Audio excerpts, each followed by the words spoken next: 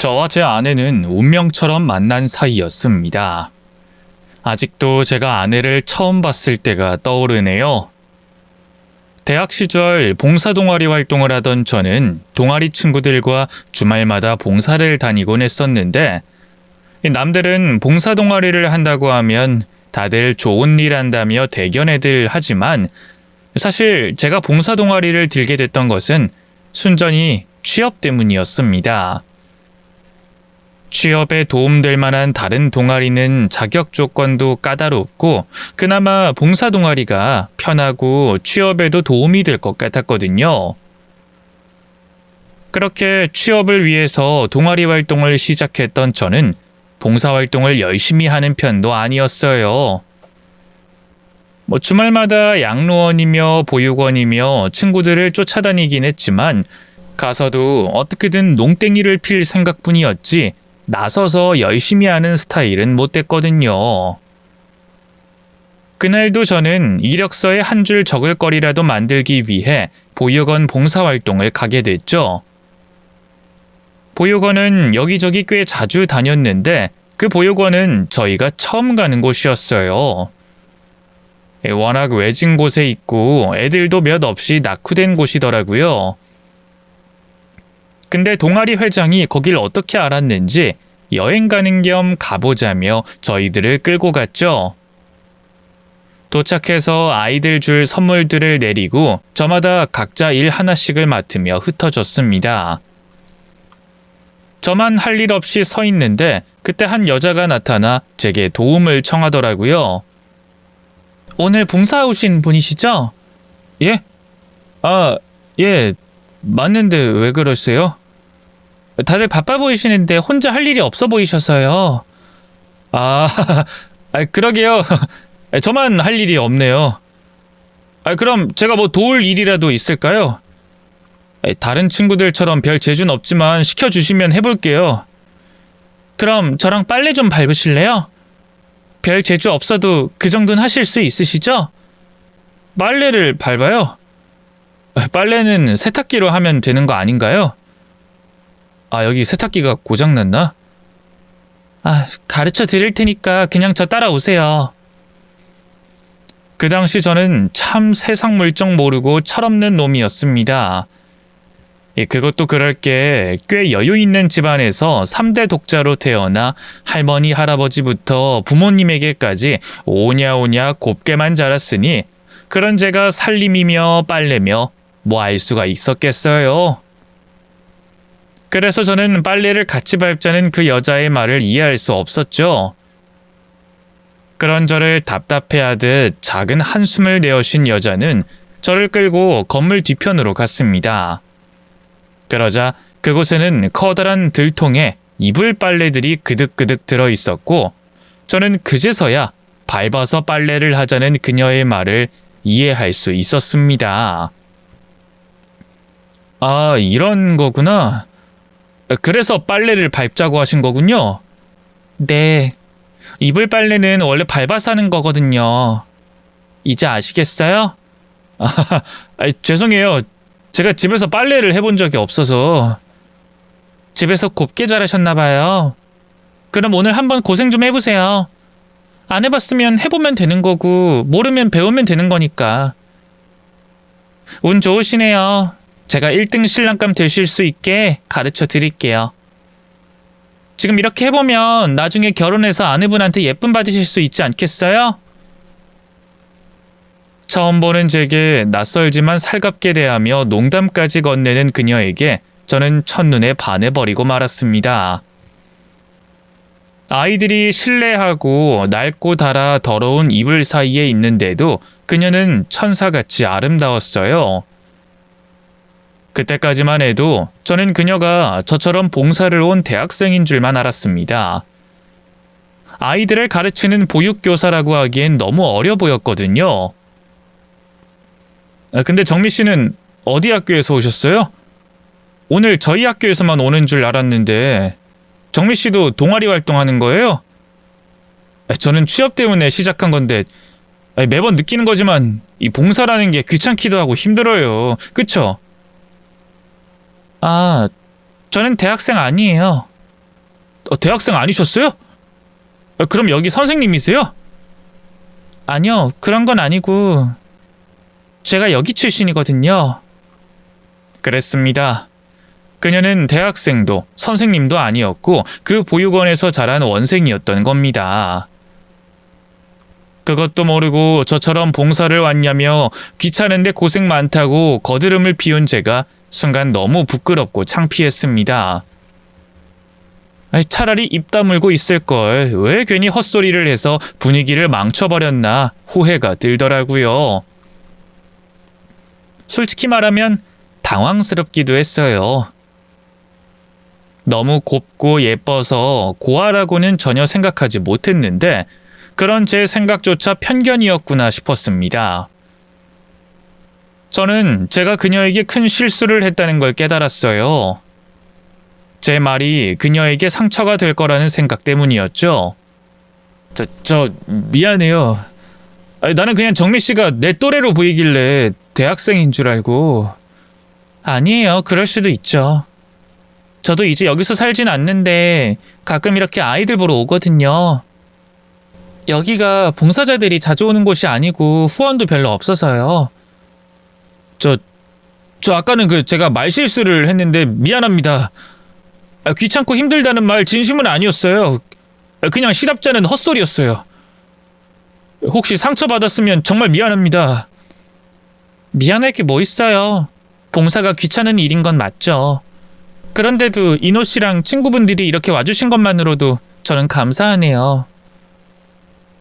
편협한 저의 생각을 나무라지 않고 도리어 고맙다 말하는 정미 씨의 그릇이 참 크다 싶었습니다. 하지만 그 후로 우리는 별 대화를 나누지 못했죠. 아무래도 제 말에 그녀가 상처를 받은 게 아닌가 싶었습니다. 말로는 괜찮다고 하지만 솔직히 저였어도 그런 말을 듣고 기분이 좋진 않았을 것 같거든요. 그래서 저는 그날의 실수를 꼭 만회하고 싶었습니다. 그냥 어쩌다 한번 보고 말 인연일진 모르지만 꼭 용서를 구하고 싶었어요. 안 그러면 두고두고 후회하게 될 것 같더라고요. 그래서 저는 그 후로 매주 혼자서 그 보육원을 찾아갔습니다. 그런데 이상하게도 제가 몇 달간 매주 찾아갈 때마다 정미 씨를 한 번도 볼 수가 없었어요. 일부러 저를 피하는 건지 원장님께 정미 씨 소식을 물어도 오지 않았다는 말뿐이시더라고요. 그렇게 3달 가까이 허탕만 치니 마음이 조급해졌어요. 이러다 사과도 제대로 못하고 다시는 못 볼까 싶었거든요. 그렇다고 잘 알지도 못하는 사이에 연락처를 알려달라 할 수도 없고 결국 어쩔 수 없이 계속 보육원을 다니며 정미 씨를 기다리는 수밖에 없었죠. 그러자 저는 어느새 그곳의 아이들과 친해지게 됐고 언젠가부터 진심으로 봉사를 다니기 시작했습니다. 분명 처음에는 이력서에 한 줄 적어보려 시작한 일이었는데도 언젠가부터 진심이 되더라고요. 그렇게 아이들이 저와 헤어지기 아쉬워할 정도로 가까워졌을 무렵 저는 드디어 정미 씨를 다시 만나게 됐습니다. 그렇게 다시 정미 씨를 만나게 되면서 저는 제 마음을 깨닫게 됐어요. 그날의 한 번뿐인 잠깐의 만남이었지만 제가 어느새 정미 씨를 마음속으로 깊이 품고 있었다는 걸 말입니다. 그렇게 제 마음을 알게 된 저는 정미 씨를 끈질기게 쫓아다녀 구애에 성공하게 됐고 저희는 서로의 마음을 확인하며 연인이 됐습니다. 사실은 정미도 저를 싫어하는 눈치는 아니었지만 아무래도 자신이 처한 상황 탓에 관계를 맺기 어려워하는 듯 보였어요. 자신은 부모 얼굴도 모르는 고아에다가 고등학교 나와 빵 공장에서 일하는 공순이인데 저는 빨래도 할 줄 모를 정도로 곱게 큰 외동아들의 대학생이라는 것이 저희의 거리를 넓혔던 모양이더라고요. 제가 정미의 사연을 모르는 것도 아니고 처음부터 다 알고 시작했는데도 정미는 자신의 처지를 걱정하며 늘 저와 거리를 두려 하는 것 같았습니다. 그럴 때마다 저는 그런 걱정하지 말라며 정미의 선 안으로 성큼성큼 들어가곤 했었죠. 아마도 아내는 그때 이미 우리의 미래를 예상했는지도 모르겠습니다. 그저 철없고 사랑밖에 모르는 저만 모르고 있던 현실을 말이죠. 그때 저는 결혼은 사랑으로 이루어지는 관계라고 생각했고 그 생각은 지금도 변함이 없습니다. 하지만 이 결혼이라는 게 저 혼자 하는 일이 아니라는 것을 그때는 미처 알지 못했어요. 성인 남녀가 서로 사랑하면 함께하길 약속하는 게 결혼인 줄 알았는데 그런 저의 결혼 뒤에는 집안과 부모님이 계셨던 겁니다. 제가 사랑하는 사람이니 부모님께서도 기쁘게 맞아주실 거라 생각했던 저는 현실을 마주하고 충격을 받아야 했습니다. 고아라는 이유로 미움받을까 두렵다는 정미의 걱정을 나무라며 정미의 손을 끌고 싱글벙글 집으로 들어간 저는 난생 처음 보는 싸늘한 부모님의 시선에 얼어붙어야 했습니다.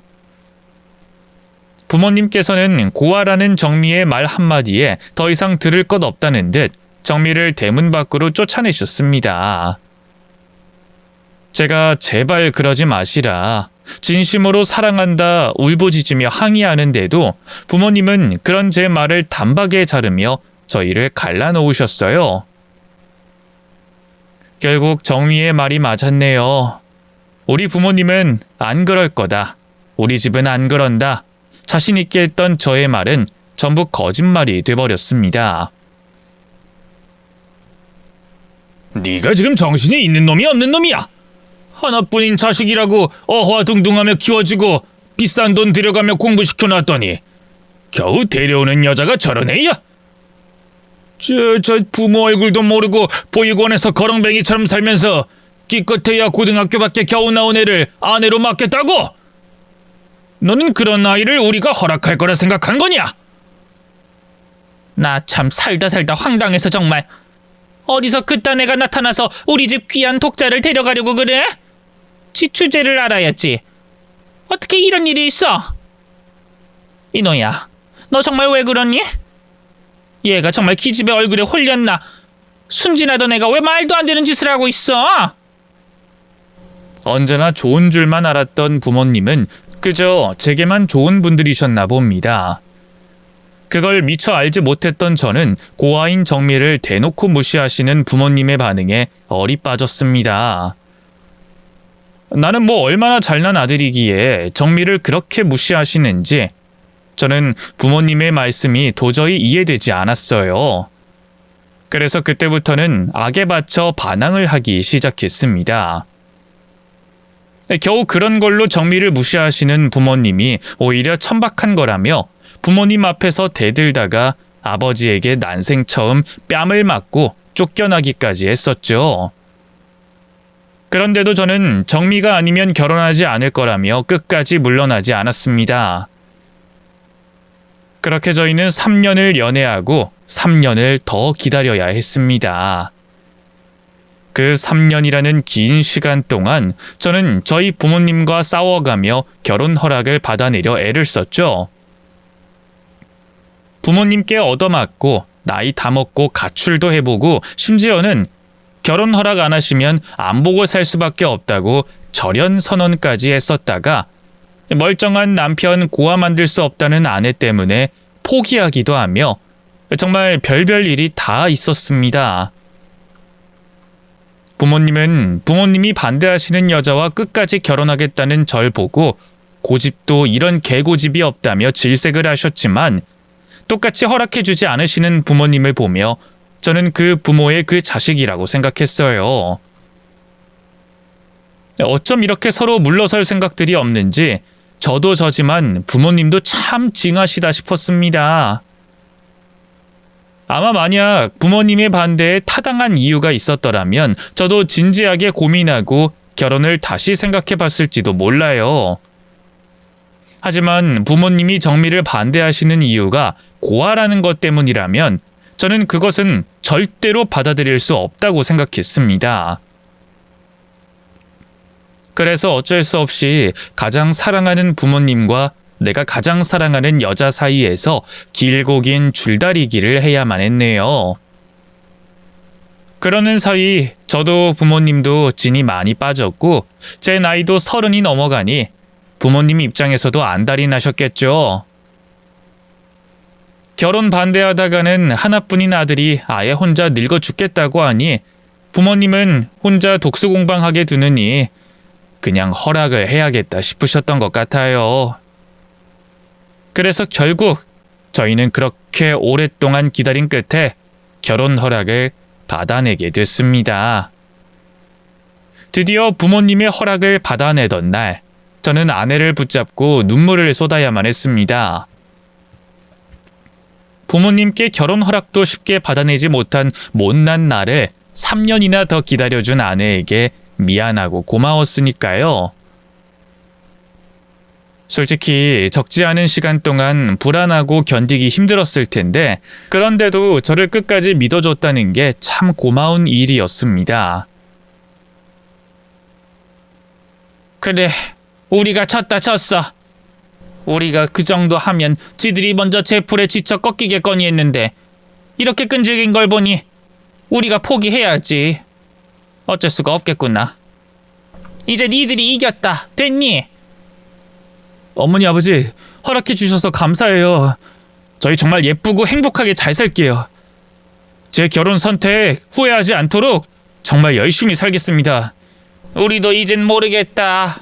하나뿐인 자식 걱정돼서 이날 일 피웠는데 곧 죽어도 해야겠다니 뭐 어쩌겠냐. 아무튼 네 선택이니까 결과도 네가 책임져라. 죽이 되든 밥이 되든 니들끼리 알아서 잘 하라는 말이야. 부모님께서야 자식 걱정에 욕심을 부리셨다는 걸 저도 모르진 않았습니다. 하지만 부모님이 바라시는 든든한 처가, 능력 있는 며느리보다 제가 사랑하는 사람과 하는 결혼이 더 값지다는 걸 부모님이 알아주셨으면 했어요. 그래서 저는 보란듯이 잘 살아보려 했죠. 하지만 그런 우여곡절 끝에 결혼을 했음에도 저희 결혼 생활은 순탄하지 못했습니다. 사실 저희 결혼 승낙의 가장 큰 입김은 아버지셨습니다. 처음엔 아버지 어머니 두 분 다 반대를 하셨지만 시간이 지나며 정미를 봐오신 아버지께서 정미의 됨됨이를 보시고 괜찮다 싶으셨는지 마음을 돌리셨거든요. 그래서 정미를 좋게 보게 되신 아버지께서 어머니를 설득하셔서 결혼 승낙을 받았던 겁니다. 어머니께서는 끝까지 정미를 마음에 들어하지 않으셨지만 집안의 가장인 아버지의 허락에 어쩔 수 없이 입을 다무셔야 했죠. 그런데 그런 아버지께서 저희가 결혼하고 얼마 되지 않아 그만 돌아가시고 마셨습니다. 평소 심장 쪽에 지병이 있으셨는데 어느 날 갑자기 심장마비로 급사하시게 되셨습니다. 생각지도 못한 일로 식구들 모두 적지 않은 충격을 받았고 저는 아버지를 잃고 어머니는 남편을 잃은 슬픔에 잠길 새도 없이 급히 장례식을 준비하게 됐습니다. 그렇게 정신없이 장례를 치르고 아버지를 보내드리며 어머니는 혼자가 되셨다는 충격 때문인지 한동안 말씀이 없으셨습니다. 저도 며칠을 크게 앓을 정도였으니 어머니의 마음은 더 말할 수 없었겠죠. 그래서 저와 아내는 혼자 되신 어머니를 더 살피고 챙겨드리려 노력했습니다. 아버지를 떠나보낸 슬픔을 같이 달래고 적적하시지 않도록 자주 찾아뵙기로 했죠. 사실 그런 이야기는 제가 먼저 꺼내지 않아도 아내가 나서서 바란 일이었어요. 시어머니가 자신에게 호의적이지 않다는 걸 뻔히 알면서도 먼저 상대에게 애정을 건네는 것이 제 아내의 성품이었으니까요. 하지만 저희 어머니는 그런 아내의 노력을 별로 달가워하지 않으시는 듯 했습니다. 아내 앞에서 괜히 짜증을 내시고 아내가 예쁘게 보이려 하는 행동에도 별 이유 없이 꾸짖으시더라고요. 처음엔 어머니가 아버지를 잃으시고 예민해지셔서 잠시 그러시는 거라 생각했어요. 아내가 어머니 눈에 들진 못했어도 아버지가 살아계실 적에는 그렇게 적나라하게 미워하진 않으셨거든요. 하지만 그 후로도 어머니는 아내를 여전히 그렇게 대하셨습니다. 너는 내 며느리가 아니라는 듯 마치 아직까지도 저희 사이를 인정하지 않으시는 것처럼 말이죠. 괜한 곳에 화풀이하듯 아내를 미워하는 어머니에게 저도 화가 났지만 당시에는 어머니의 상태가 염려되어 참아야만 했습니다. 그래도 제발 그러지 마시라. 좀 예뻐해 주시라며 거듭 부탁드리고 당부를 드렸었죠. 그때마다 어머니는 제가 아내를 너무 감싸고 도는 거라 하셨습니다. 저는 아들 입장에서 어머니를 많이 참고 이해해드리고 남편으로서 당연한 일을 했을 뿐인데도 어머니는 제가 아내 편만 들어 밉다며 아내가 저희 모자 사이를 이간질하는 거라 생각하셨죠. 그럴수록 저는 점점 힘들어질 수밖에 없었습니다. 대체 내가 뭘 더 어째야 하는지 답답하기만 했죠. 엄마, 대체 왜 그러시는 거예요? 아직도 정미가 그렇게 미우세요? 이젠 예쁘게 봐주실 때도 되셨잖아요. 엄마도 그동안 정미가 어떤 사람인지 보셨으면서 대체 정미 어디가 마음에 안 드시는 거예요? 그걸 꼭 말을 해야 하니? 사람이 마음에 안 드는데 이유라는 게 있냐? 그럼 내가 쟤를 마음에 들어 할 만한 이유는 또 뭐냐? 집안이며 학벌이며 능력이며 뭐 하나 성에 차는 게 하나 없는데 마음에 들 구석이 없는데 마음에 들 수가 있겠니? 애초에 저런 애를 들이는 게 아니었어. 집안이 잘 굴러가려면 여자를 잘 들여야 하는 건데 쟤 시집 오자마자 네 아버지 그렇게 떠나고 너도 이 모양으로 사는 거 보면 답딱 나오는 거지. 아버지가 돌아가신 게 어떻게 정미 탓이에요? 그건 너무 억지시잖아요. 그리고 제가 사는 게 뭐 어때서요? 저희 아무 걱정 없이 잘 지내고 있어요. 걱정 없이 잘 살아? 네가 뭘 잘 살아? 너 쎄 빠지게 회사 생활하며 힘들게 사는 거 뻔히 아는데 네가 누구 때문에 회사 다니면서 그 고생을 하겠니? 너는 네 할아버지 닮아서 그릇이 큰 놈이야. 아버님이 당신이랑 똑 닮았다고 너를 얼마나 예뻐하셨는데 그릇 큰 네가 잘난 처가 만났으면 회사나 다니고 있었겠니? 사업을 했어도 진작하고 돈을 벌어도 한참 벌지. 그런데 뭐 저런 애를 만나서 그 고생을 사서 하는지. 저희가 결혼한 지가 언젠데 어머니는 아직도 아내의 배경을 가지고 불만이셨습니다. 아버지가 돌아가신 것도 아내 탓을 하시더니 하다못해 제가 직장 생활하는 것까지 아내 탓으로 돌리시더라고요. 넉넉한 처가를 만났으면 더 큰 일을 했을 사람인데 뒷배가 없어서 그러지 못했다는 것이었죠. 그렇다고 저희가 어렵게 사는 것도 아니었는데 어머니는 제게 큰 욕심이 있으셨던 모양입니다. 다 내가 못나서 그런 것을 왜 아내 탓을 하시는지. 그래서 저는 어머니의 인정을 받기 위해 제가 더 열심히 살아야겠다 결심하고 사업을 시작하게 됐습니다. 예전부터 사업에 대한 꿈이 있긴 했지만 아내를 만나며 이미 행복을 얻은 탓에 더 욕심 없이 살고 싶었거든요. 그랬던 제가 결국 아내를 위해 사업을 시작하게 됐네요. 내가 결혼하고서 더 잘 되는 모습을 보여드리면 어머니도 아내를 인정해 주실 거라 생각하며 저는 정말 죽기 살기로 사업을 꾸려갔습니다. 절대로 망하면 안 된다는 생각 때문에 밥도 안 먹고 잠도 안 자고 사활을 걸어 사업을 하게 됐죠.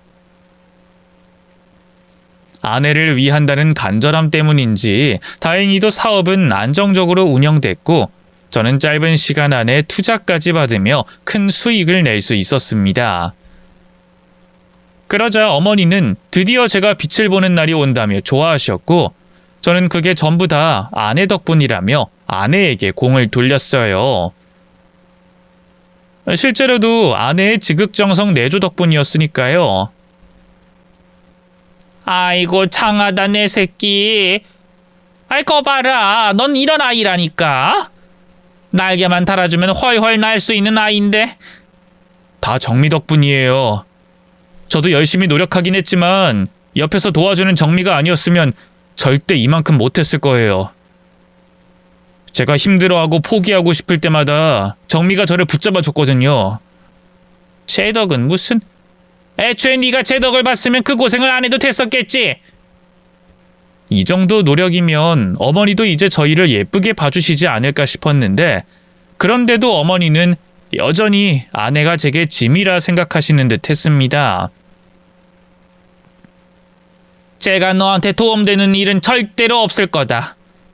너는 제가 마냥 이쁘고 좋게만 보이는 모양인데 내 눈엔 아니다. 내 눈엔 다 보여. 쟤는 네 등에 날개 달아줄 애가 아니라 빨대 꼽을 애야. 지가 내조를 해봐야 뭘 얼마나 한다고. 살림하고 밥 챙겨 먹이는 게 내조냐? 그 정도야 아무나 다 하는 걸. 그것 좀 했다고 생색내고 네 덕 보고 살려고? 하여간에 너는 이렇게 순진한 게 문제야. 아, 지가 이용당하는 줄도 모르고 그냥 지 마누라만 예쁘다 그러지. 여전히 아내를 미워하시는 어머니를 보며 저는 속으로 절망감을 느꼈습니다. 다행히도 그 후로는 제 눈치를 보시며 조심하시는 듯 했지만, 제가 없는 뒤에서는 여전히 아내를 몰래 괴롭히시는 듯 했어요. 제 앞에서도 저런 말씀을 거침없이 하시는 분이신데, 제가 없을 때는 얼마나 더 악담을 하고 아내 가슴에 비수를 꽂으실지 저는 모를 일이었죠. 그게 걱정됐던 저는 아내가 저 없는 동안 어머니를 혼자 감당하지 않게 하려 거리를 두라 부탁했지만, 착한 아내는 혼자 계신 어머니가 걱정이라며 바쁜 저 대신 어머니를 챙기곤 했습니다. 그러지 말고 이제 당신 혼자 엄마 찾아가지 마. 나 없을 때 어머니가 당신한테 뭐라고 하실지 내가 걱정돼서 그래. 난 괜찮아. 어머니가 그러시는 게 하루 이틀도 아니고 나 이제 상처 안 받아. 그런 말이 어딨어. 당신처럼 마음 약한 사람이 또 어딨다고. 당신 내색 안 해도 다 마음에 담아둘 거 내가 아는데. 어머니 매번 저러시는 거 나도 못 견디겠는데 당신이 그걸 어떻게 견뎌? 정말 괜찮대도. 어머님 저러시는 거 다 당신 걱정하고 사랑하셔서 그러는 건데, 나는 못 받아본 그런 사랑 당신이라도 받았으면 좋겠어서 그래. 어쩜 저렇게 착하고 미련한 사람이 있는지 아내가 저럴 때마다 저는 더욱 미안할 수밖에 없었습니다. 결국 아내는 제 만류에도 홀어머니를 극진히 챙겼고, 어머니는 여전히 아내를 미워하기만 하셨죠. 그 꼴을 보다 못한 제가 아내 몰래 어머니를 찾아가 화도 내고 별짓을 다 했지만 어머니는 매번 말뿐이셨습니다. 안 그러시겠다고 하고 제 뒤에서 어쩌실지 제가 모르는 줄 아시는 건지 계속 저를 힘들게만 하시더라고요. 그런 상황에 저는 점점 지쳐갈 수밖에 없었습니다. 정말 어머니와 연을 끊어야 하는 건지 제가 뭘 더 어떻게 해야 할지 모르겠더라고요. 차라리 아내가 조금이라도 모질고 자기 생각을 조금 더 할 줄 아는 사람이었다면 제 결정이 쉬웠을지도 모르겠네요. 그랬더라면 저는 천륜을 끊는 결정이라도 했을 텐데, 이 착한 아내는 제가 어머니 때문에 괴로워하는 것을 두고 보지 못하는 사람이었습니다. 그래서 자기 혼자 참고 견디면 다 해결되는 줄 아는 것 같더라고요. 그런 아내에게 제가 해줄 수 있는 일은 끝없는 사랑과 관심, 그리고 경제적인 여유뿐이었습니다. 아내 때문에 시작한 사업이었으니 아내를 행복하게 해주기 위해 저는 더 열심히 사업을 꾸려나갔죠. 그렇게 서로 참고 지내던 어느 날 어머니가 갑작스러운 이야기를 꺼내셨습니다. 이노야, 수연이가 한국에 들어왔단다. 들었니? 수연이가 누구지? 얘가 왜 이래? 수연이, 정수연. 너랑 중고등학교 같이 다녔던 단짝. 아, 그 수연이? 아유, 얘가 수연이랑 그렇게 잘 지냈으면서 왜 까먹은 척을 해? 네 처앞이라고 내외하는 거니? 에이, 내외는 무슨... 정말 기억 안 나서 그랬어요. 수연이 마지막으로 봤던 게 10년도 된 것 같은데. 근데 걔 미국으로 건너가서 결혼했다고 그러지 않았어요? 그래. 근데 이혼했대. 이혼하고 몇 년간 혼자 살다가 다시 한국으로 들어온다 그러더라. 그러니까 네가 수연이 한번 만나봐. 예? 그게 무슨 말씀이세요? 제가 수연이를 왜 만나요? 아니, 그냥 둘이 예전에 친했으니까 오랜만에 얼굴이라도 보라는 거지. 이혼하고 혼자 됐다니까 위로도 해줄 겸 해서 말이야. 에이, 엄마. 저 수연이랑 그렇게까지 친하진 않았어요. 그냥 주르륵 같은 학교, 같은 학원 다니니까 인사나 하고 지낸 거지. 제가 수연이랑 친한 게 아니라 엄마가 수연이 어머니랑 가까우신 거죠. 아이, 그러니까 집안끼리 다 아는 사이인데 그 정도면 친한 거지. 아니, 얘가 정 없어 보이게 왜 이래? 아무튼 내가 조만간 자리 한번 만들 테니까 같이 밥이나 먹자. 응? 어느 날 갑자기 오래전 동창 이야기를 꺼내신 어머니의 얘기에 저는 의아했습니다. 그렇게 친했던 것 같지도 않고 오랫동안 연락도 하지 않은 친구를 왜 저와 친하다고 생각하시는지 이해할 수 없었죠. 어렸을 적 같은 학군에서 같은 학교 다니며 부모님들끼리 오래 알고 지내셔서 그냥 반가움에 그러시나 보다 생각했어요. 하지만 저는 바쁘기도 하고 괜히 불편하다며 만남을 거절했고 그날의 일은 그냥 지나가는 일이 되는 줄 알았습니다. 그런데 얼마 뒤 어머니가 말도 없이 저희 사무실로 수연이를 직접 데리고 오셨더라고요. 어머니는 바쁜 와중에 미리 연락도 없이 오셔서는 저더러 수연이와 인사를 나누라며 억지로 자리까지 만드셨습니다. 오랜만에 만난 동창과 별로 할 얘기도 없고 일이 바빴던 저는 마지못해 차 한 잔을 내어주고는 급히 자리를 피하려 했죠. 아무래도 결혼까지 한 남자가 다른 여자와 독대하기가 껄끄러웠거든요. 물론 저야 아내 말고 다른 여자에게 관심 둔 적은 맹세코 단 한 번도 없었지만 괜히 아내가 기분 상할 짓은 하고 싶지 않았어요. 게다가 어머니가 저번부터 수연이 얘기를 꺼내고 직접 저를 찾아오시기까지 한 게 영 꺼름직했거든요. 어머니가 무슨 생각으로 그러시는지 알 순 없었지만 아무래도 제 아내를 견제하셔서 그러시는 거구나 싶었습니다. 마음에 안 드는 며느리를 구박하려는 신종수법일지도 모르겠다 싶었죠. 그래도 저는 나름대로 처신을 잘했다 싶어서 별일 아닐 거라 생각했는데 며칠 뒤 정말 믿을 수 없는 일이 벌어지고 말았습니다. 그날따라 하루 종일 연락이 없는 아내가 걱정되어 일찍 정리를 하고 집에 들어갔는데 집에 인기척이 없더라고요. 분명 아침엔 평소처럼 안부 인사를 나누고 헤어졌는데 이 시간이면 집에 있어야 할 아내가 집에 없었던 겁니다. 처음엔 잠시 근처에 나갔을 거라 생각했어요. 그래서 아내가 돌아오기를 기다렸지만 몇 시간이 지나고 밤이 늦도록 아내는 집으로 돌아오지 않았습니다. 그제서야 뭔가 이상한 기분을 느낀 저는 집 구석구석을 살펴보게 됐죠. 혹시 아내 말고 집에서 없어진 물건은 없는지 확인해 보려고 말이에요.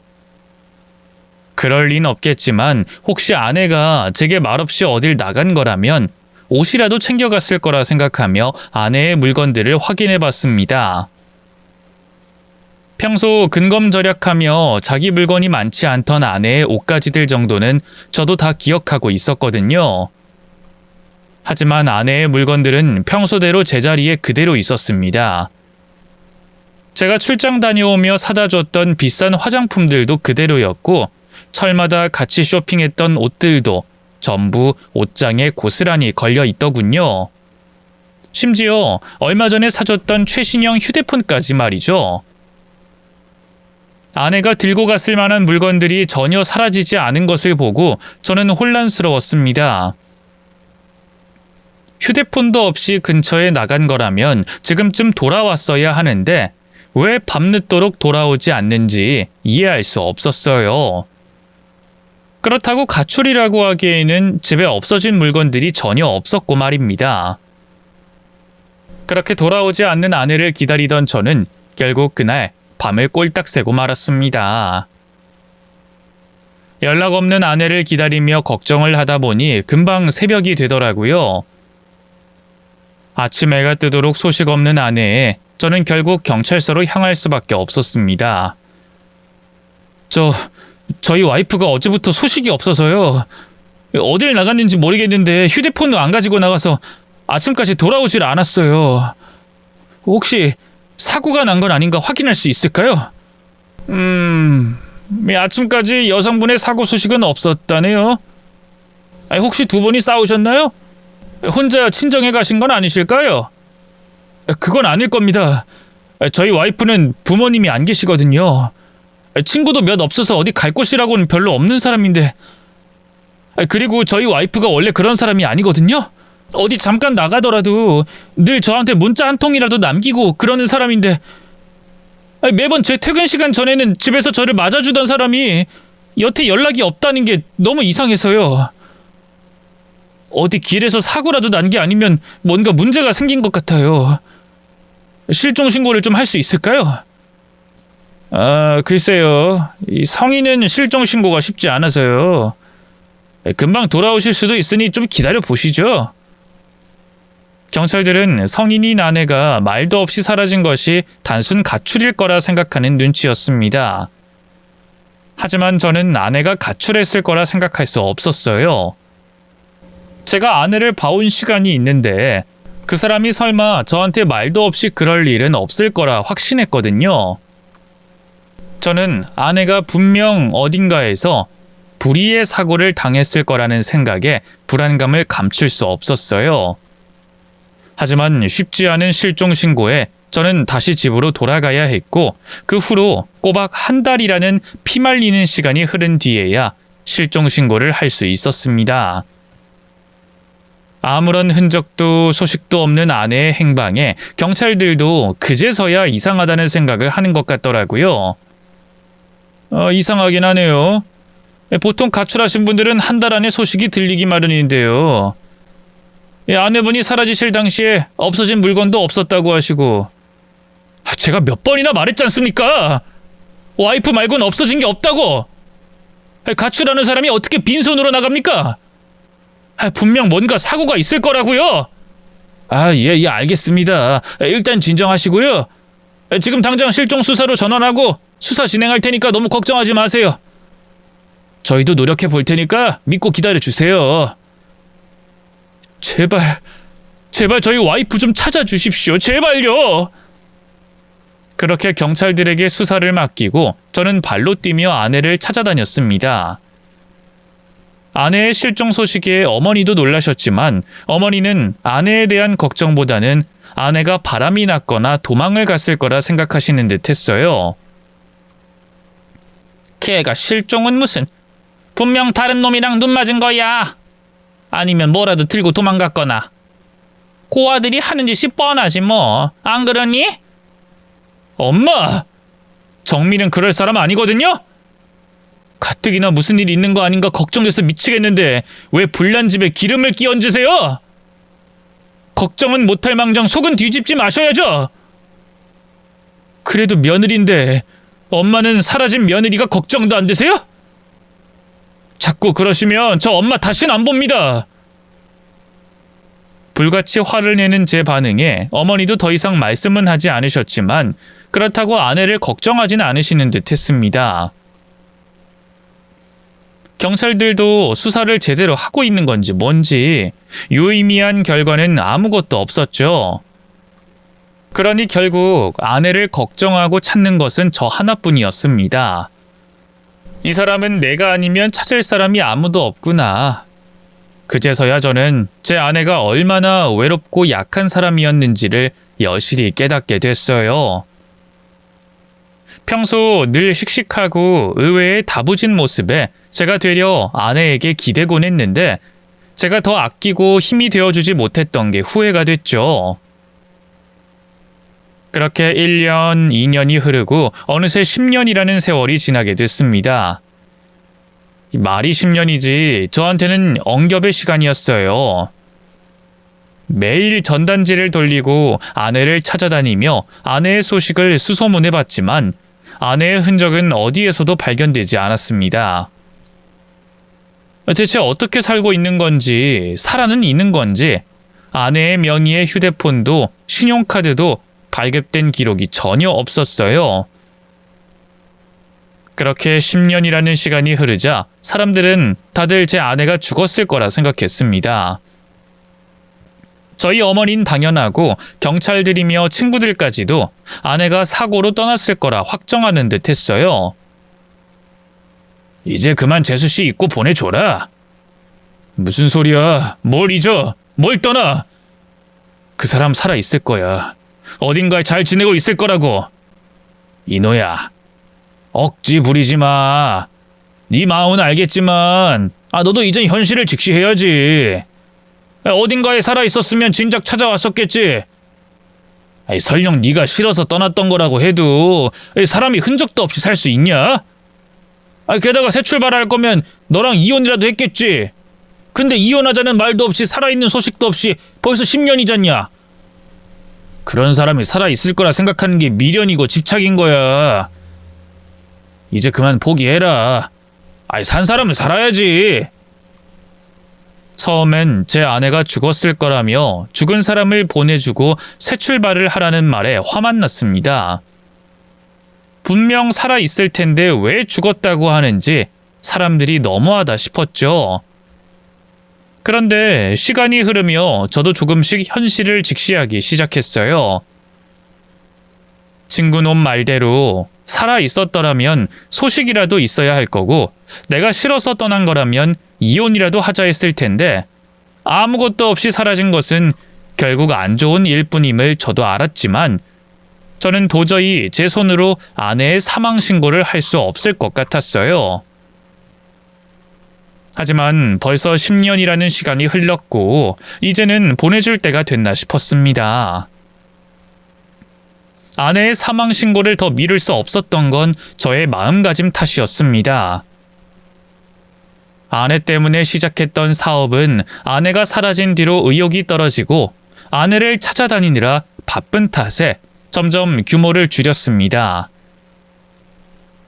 목숨줄 연명하려면 어쩔 수 없으니 일을 하긴 하지만 욕심이나 의욕 없이 최소한만 유지하고 있었죠. 그런 저를 보고 못난 여자 하나 못 잊고 사는 미련한 놈이라며 욕하시던 어머니는 몇 년 전 뇌졸중으로 쓰러지신 뒤 혼자서는 움직이지 못하시는 탓에 저는 어머니의 간병까지 해야 했습니다. 그렇게 점점 내몰리며 이런저런 사정에 저는 결국 주변의 권유대로 아내의 사망 신고를 하기로 했습니다. 김정미 씨 남편분이라고 하셨죠? 김정미 씨 실종된 지 10년 되셨고 사망 신고하시는 거고요. 예. 수없이 찾아다녔는데 소식이 없는 걸 보면 아무래도 이게 맞는 거겠죠. 아직 실종 전단지도 이렇게 많이 남았는데 그렇게 됐네요. 아내분을 오랫동안 찾아다니셨나 봐요. 이게 아내분 얼굴이세요? 예. 참 예쁘고 고운 사람이었는데 제대로 잘해주지도 못하고 후회만 되네요. 이분 제가 며칠 전에 본 것 같은데요. 예? 그게 무슨 말씀이세요? 이 사람을 봤다고요? 제 아내를요? 네. 얼마 전에 구청에 쌀 받으러 오셨던 그분 같은데? 마지막이라는 생각 때문인지 마음이 복잡했던 저는 직원에게 제 아내의 전단지 속 얼굴을 보여줬습니다. 10년 전 그대로 예쁜 아내의 모습을 한 사람이라도 더 기억해 주길 바랬거든요. 그런데 그때 그 직원이 제 아내의 얼굴을 보고서 아는 체를 하더라고요. 처음엔 긴가민가 하는 것 같더니 전단지를 가져가서 자세히 들여다보고는 거의 확신을 하며 말을 하는 겁니다. 제 아내를 바로 며칠 전에 동사무소에서 만났다고 말이죠. 구청에서 무료로 나눠주는 쌀을 얻으러 왔었다는 말에 저는 곧장 달려가 CCTV를 확인해 볼 수밖에 없었습니다. 솔직히 그때까지만 해도 저는 그 직원이 착각을 했을 거라 생각했어요.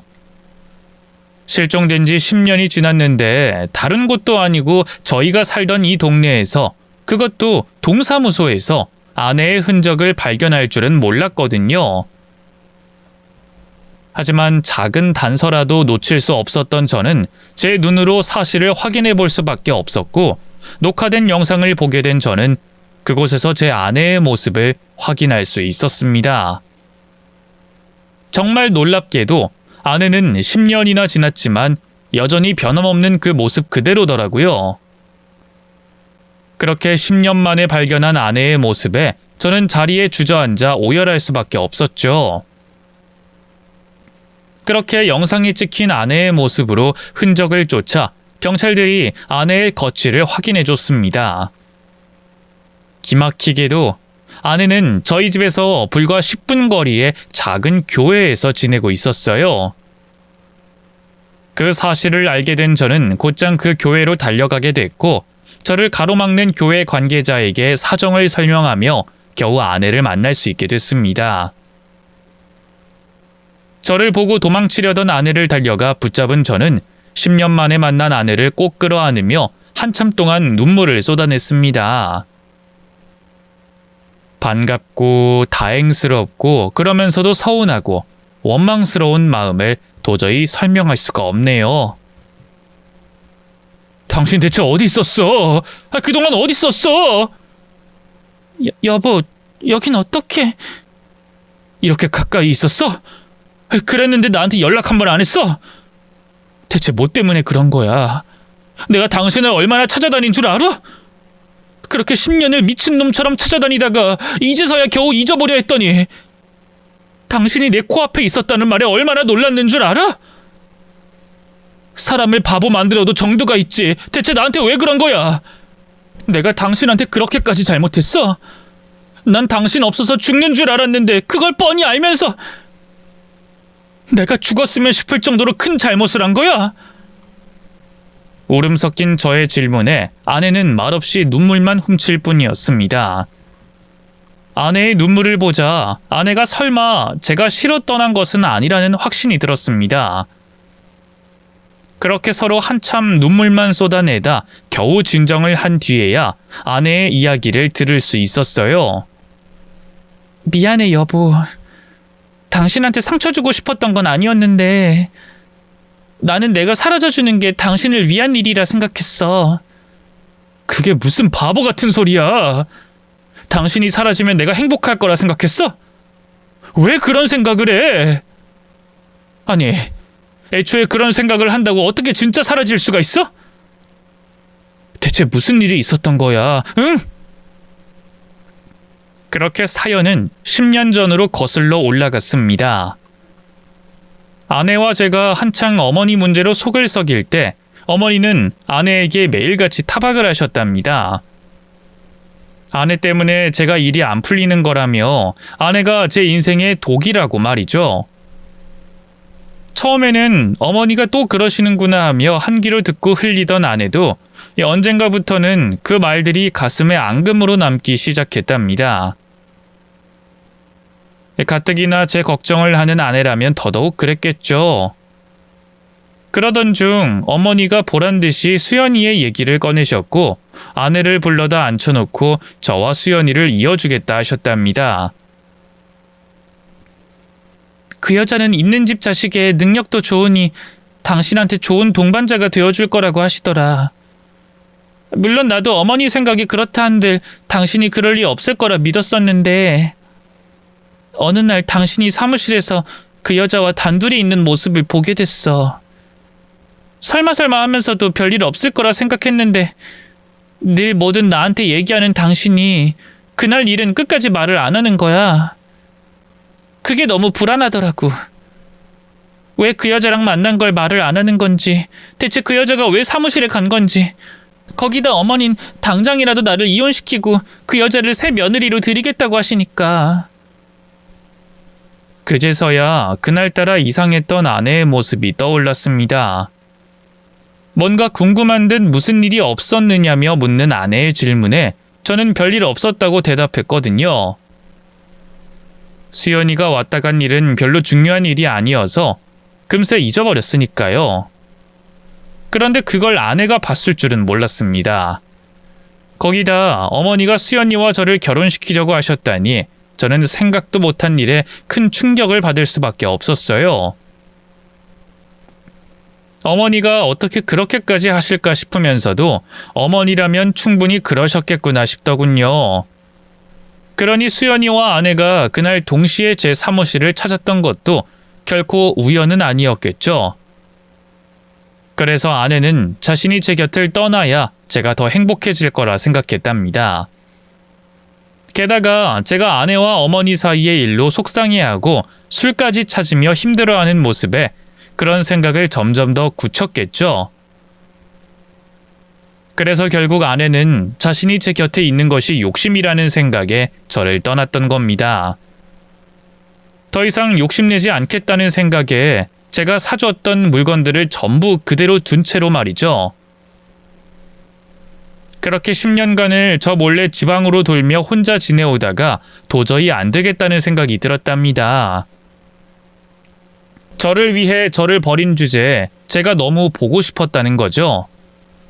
그래서 잠깐이라도 저를 보러 근처 교회에서 봉사를 하며 지냈었답니다. 이 바보야, 그런 말이 어딨어?